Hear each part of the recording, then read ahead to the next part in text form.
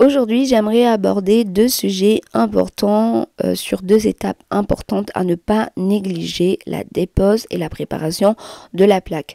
La vidéo sera divisée en deux parties. La première partie, je vais parler de la dépose et la deuxième partie, la préparation de la plaque. J'avais déjà fait une vidéo sur ces deux sujets-là, mais je voulais faire une vidéo avec les deux étapes pour pouvoir vraiment avoir une vidéo complète et aussi parce que entre temps j'ai pris pas mal de formations et j'ai appris pas mal de choses et du coup je peux vous apporter un peu plus de choses par rapport à ces deux étapes là. Donc comme je le dis à chaque fois dans chacune de mes vidéos ne remplaceront jamais une bonne formation. Je vous invite à vous former si vous voulez en faire votre métier, c'est très important. Je vais pas non plus rentrer dans les détails dans cette vidéo parce que on apprend tout ça en formation. Je vais vous apporter quelque chose que moi j'ai appris en formation, mais je vais pas rentrer dans les détails. Donc j'espère que ça va apporter des réponses à des questions que j'ai reçues. Donc c'est parti. Ici, cette pose, je l'ai portée pendant 1 mois et demi, jusqu'au jour où j'ai fait cette vidéo. C'était une pose de 1 mois et demi, ça n'a pas bougé du tout. Donc aujourd'hui, on va faire la dépose. Donc ici, je viens prendre ma ponceuse avec un embout à grain violet. Donc c'est un grain un peu plus fort et c'est un embout en forme de sapin, en forme de cône et avec le ventre de mon embout, je viens enlever la première partie. Je vais enlever la partie épaisse de ma construction, donc c'est-à-dire au niveau de l'apex. Donc j'essaie de faire attention. Ici je suis à 25 000 tours parce que ma ponceuse elle est assez puissante, donc je n'ai pas besoin d'aller plus. Je n'ai pas besoin d'aller à 35 000 tours. Donc là, comme vous voyez, ça enlève très bien. Ici, c'est une pose américaine. Donc, je vais aussi vous montrer qu'on n'a pas besoin de faire avec l'acétone ou un produit de fonte parce que c'est nocif pour la santé, pour vous et pour votre cliente. Donc c'est beaucoup plus rapide avec la ponceuse quand on le maîtrise que avec l'acétone. Donc là je viens faire au niveau des parallèles toujours avec le ventre et la queue de mon embout et ensuite au niveau de la tête de mon embout je viens faire la partie fine de ma construction, donc c'est-à-dire au niveau des cuticules. Si jamais vous ressentez d'appuyer pour que ça enlève de la matière, c'est que votre ponceuse n'est pas assez forte, donc il faut augmenter. Si vous avez augmenté et que vous ressentez encore le besoin d'appuyer, c'est que votre ponceuse n'est pas assez puissante. Il faut une ponceuse au minimum 65 watts pour faire une dépose correctement. Donc là, je prends le ventre de mon embout et je repasse un petit peu partout sur les parties épaisses pour bien enlever toutes les matières. Donc là, si je vois que j'ai encore des petits coupeaux, vous voyez quand vous limez la capsule, le plastique, c'est que il reste encore le plastique. Mais si ça fait des petites poussières, c'est que vous êtes déjà sur la base, donc il faut y aller tout doucement. Alors quand vous arrivez au niveau de la base, si vous sentez qu'il n'y a plus de capsules de plastique, vous avez deux options. Soit vous gardez le même embout, mais vous descendez la vitesse de votre ponceuse, comme moi j'ai fait, j'ai descendu à 20 000 tours. Ou alors soit vous changez d'embout. Moi je change pas parce que c'est une question de rapidité en clientèle. Je préfère garder le même embout. Vous pouvez changer l'embout et prendre un embout à grains rouge. Donc là moi je garde, mais je descends ma ponceuse à 20 000 tours pour enlever la base. Donc j'enlève tout doucement, je fais vraiment tout doucement. Donc ici vous voyez je suis déjà à la base et donc j'ai réduit ma ponceuse à 20 000 tours sans changer mon embout et je n'appuie pas. Je viens vraiment survoler ma plaque parce que si je viens appuyer, ça va chauffer et ça va faire des trous et donc du coup ça va abîmer la plaque.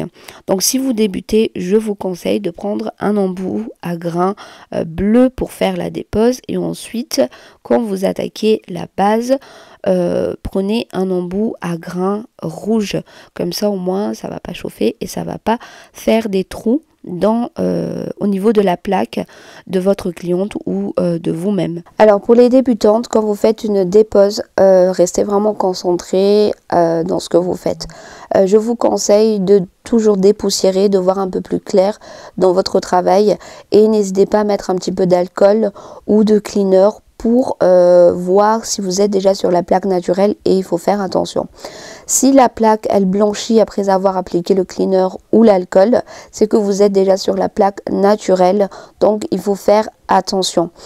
Pour ma part ici c'est pas une dépose complète, donc du coup c'est pas grave si il reste une petite partie de base ou de matière, parce que juste après je vais faire une pause. Et donc voilà à quoi ressemble ma plaque une fois que la dépose a été faite sur les 5 doigts.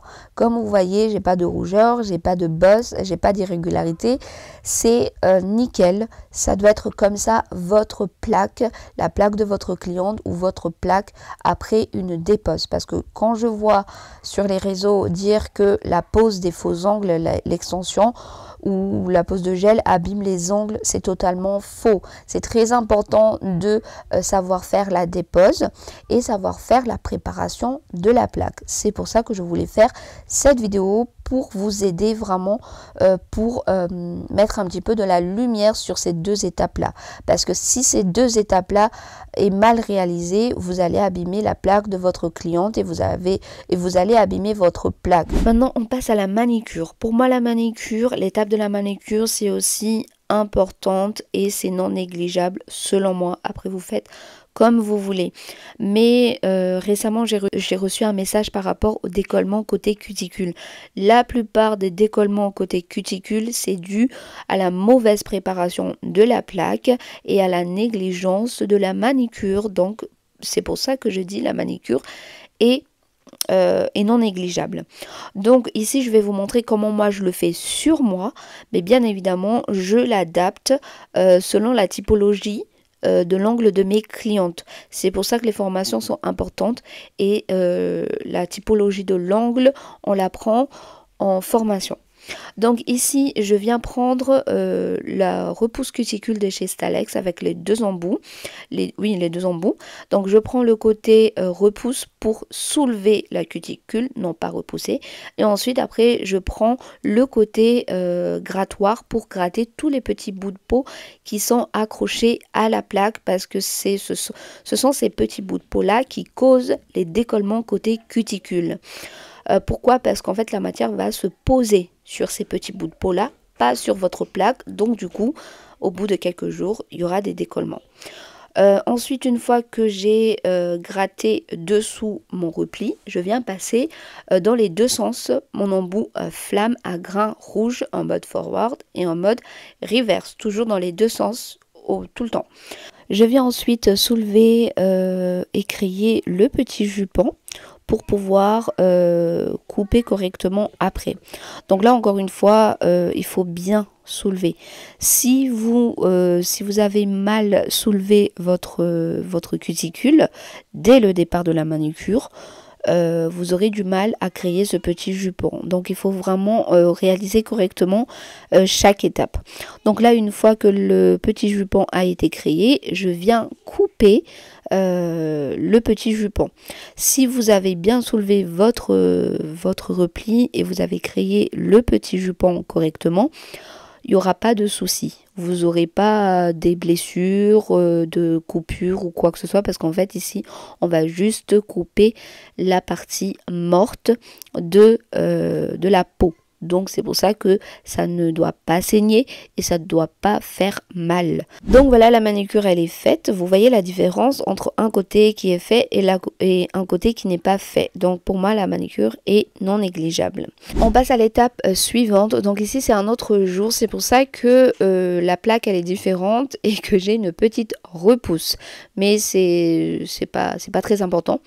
Donc ici on va passer à l'étape de la préparation mécanique. mécanique, c'est-à-dire on va venir matifier et ouvrir les écailles de la plaque pour faire l'adhésion. Donc moi, sur moi, je le fais avec l'embout Emery et la ponceuse entre 3000 et 5000 tours par minute parce que ça va beaucoup plus vite. Sur clientèle, par contre, j'utilise un buffer, les mini buffers de chez Stalex. C'est moins agressif et beaucoup plus doux pour éviter d'enlever en fait la couche dorsale de la plaque et d'abîmer la plaque de mes clientes. Donc sur moi, j'utilise l'embout Emery. Alors je vous montre ici la différence entre une plaque matifiée bien préparée et une plaque qui n'est pas matifiée. Vous voyez, j'ai le premier doigt que j'ai fait, les autres sont encore un petit peu brillants et tout ça. Donc il faut enlever toute brillance sur la plaque pour éviter les décollements parce qu'en fait le fait de matifier et d'ouvrir les écailles, ça va favoriser l'accroche et l'adhésion des produits qu'on va appliquer par la suite. Donc la préparation mécanique est vraiment importante. Donc souvent on va le négliger ou on veut aller trop vite, donc du coup on va laisser quelques parties quelques brillances en fait, et s'il y a des brillances, bah, ça veut dire qu'il n'y aura pas d'accroche, donc ça sera tout lisse. C'est pour ça que quand on a un décollement qui laisse la plaque toute lisse, c'est que vous avez mal préparé votre plaque, donc vous avez négligé la préparation mécanique. Donc il faut faire attention à ça. Attention, sur un doigt, je me suis fait mal. J'ai fait tomber un objet sur ce doigt-là. Du coup, c'est pour ça que c'est un petit peu rouge. Non pas parce que j'ai fait mal ma dépose. Hein. Attention, avant de me faire lyncher en commentaire. Donc, du coup, là, j'ai fait la préparation mécanique. Ma plaque, elle est bien matifiée. J'ai mis un peu d'alcool à 70 et elle est bien blanche. C'est normal parce qu'elle est déshydratée.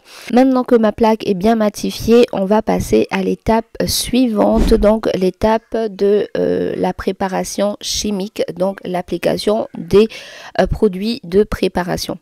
Donc je vais tout d'abord vous parler du nail prep. Le nail prep et le déshydratant, c'est la même chose parce que ce sont des produits pour venir déshydrater et matifier la plaque pour enlever tous les résidus gras qu'il y a sur la plaque de l'ongle. Donc c'est un produit très liquide et une fois appliqué sur la plaque, ça va s'évaporer, ça va sécher à l'air libre. Ensuite, dans les produits de préparation, on va retrouver les primers. Donc on a les primers acides et les primers non acides. Les primers, je l'utilise vraiment très rarement. J'utilise que sur une cliente qui a l'angle difficile parce qu'elle a le problème de sudation, et j'utilise aussi sur une autre cliente qui a un problème d'accroche. Donc j'utilise que sur des angles difficiles ou qui ont des problèmes d'accroche, parce que le primer, en fait, si je vais l'utiliser trop, ça va créer l'effet inverse, ça va créer des décollements au lieu de faire l'accroche. Attention pour le primer. Pour le primer, il faut appliquer très peu et il ne faut pas toucher la peau parce que ça risque de brûler et ça risque de créer des allergies. Donc il faut vraiment l'appliquer très peu, et moi je l'applique que au niveau du bord libre. Ensuite, on va passer à la base. Donc la base, je reçois des questions par rapport à ce qu'on utilise le même produit pour le renfort et pour la base d'adhérence. La réponse est non. La base d'adhérence c'est autre chose et la base pour faire le renfort c'est autre chose. Alors les bases d'adhérence, c'est une base qui va nous servir d'accroche et on va l'appliquer que en très fine couche. On ne l'applique pas en couche épaisse parce que les bases d'adhérence, il y a de l'acide à l'intérieur. Donc si on l'applique en couche épaisse, bah, ça va créer des brûlures chimiques et du coup ça va créer des onycholyses et donc le décollement de la plaque, et ce n'est pas bon. Donc par exemple ici mes trois bases que je vais vous présenter, ce sont des bases avec de l'acide à l'intérieur, et on a d'abord la base de chez Coty. C'est une base que j'aime beaucoup mais que je vais utiliser uniquement sur les angles et sur les plaques difficiles. Je ne vais pas l'utiliser sur un angle déjà sec par exemple, parce que ça va encore plus assécher la plaque et donc la plaque va s'effriter et donc la plaque va s'abîmer plus qu'autre chose. Ensuite, on a les bases de chez American Creator et la base de chez Roja. Au niveau du taux d'acidité, c'est un petit peu la même chose. Donc ces deux bases là, je vais vraiment l'utiliser sur tout type d'angle. Et quand j'utilise ces bases, je vais pas utiliser du primer parce que sinon ça va assécher, ça va encore plus abîmer et ça va faire l'effet inverse. Ensuite, on va parler des bases ou des produits qu'on utilise pour faire le renfort. Ici, je parle uniquement pour faire le renfort parce que on va utiliser des bases ou des gummy bases ou des rubber bases pour faire le renfort. Je ne vais pas parler de gainage parce que pour le gainage, c'est un autre produit, c'est un gel. Donc, pour faire les renforts ou pour coller mes capsules américaines, j'aime bien utiliser les 3 bases de chez DNA. Ce sont des bases que j'apprécie beaucoup parce que c'est assez solide et ça tient du feu de Dieu parce qu'il y a des fibres à l'intérieur. Et franchement, j'aime beaucoup. Comme vous l'avez vu en début de vidéo, pour ma pose américaine, j'ai collé avec la NutriBase Clear de chez DNA et ça tient très bien. Et en plus c'est solide comme je vous ai dit parce qu'il y a des fibres à l'intérieur et ça ne contient pas d'acide. Donc c'est très important de lire la description et la fiche technique de chaque produit quand vous achetez quelque chose pour éviter de faire n'importe quoi. Ensuite il y a les rubber bases de chez Vasco que j'apprécie énormément aussi. Donc voilà pour les bases pour faire les renforts. Vous voyez, il y a vraiment une différence entre la base d'adhérence et la base pour faire les renforts. Donc il faut faire attention à ça. Ensuite, pour appliquer la base d'adhérence, je vais utiliser un pinceau. Moi, j'ai 2 pinceaux que j'utilise pour moi et pour les clientes, question d'hygiène, mais aussi, j'aime pas utiliser le pinceau de mon flacon pour éviter de mettre trop de matière et d'appliquer la base en couche épaisse parce que, souvenez-vous, il faut appliquer la base d'adhérence en très fine couche. Donc du coup, je viens toujours déposer une goutte sur ma petite plaquette et ensuite après, je viens prélever avec mon pinceau et je vais appliquer sur ma plaque. Faites attention entre chaque prestation, nettoyez toujours votre pinceau pour éviter de mélanger les produits et aussi parce que en fait, par exemple, imaginons j'ai 2 clientes dans la journée.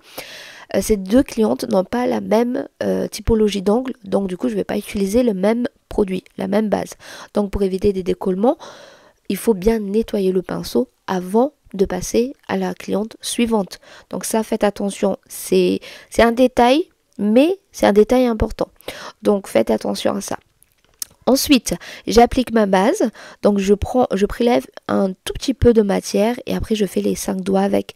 Et quand je viens l'appliquer, je viens frotter de bas vers le haut, du bord libre vers la cuticule pour que la base pénètre bien et rentre bien entre les écailles de la plaque. C'est là où la préparation mécanique et la préparation chimique, l'un ne va pas sans l'autre. Si vous faites bien correctement la préparation mécanique, vous ouvrez correctement l'écaille et du coup, quand vous passez à la préparation chimique, la base va bien pénétrer entre les écailles et du coup ça va créer l'accroche.